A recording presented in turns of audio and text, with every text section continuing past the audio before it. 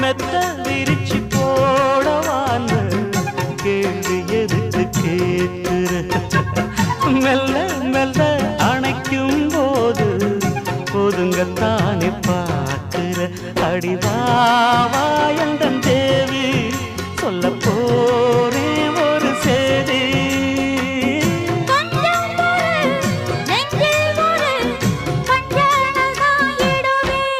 நானாத்து மேட்டு தோப்புக்குள்ள அடி அந்தி சாயும் நேரத்துல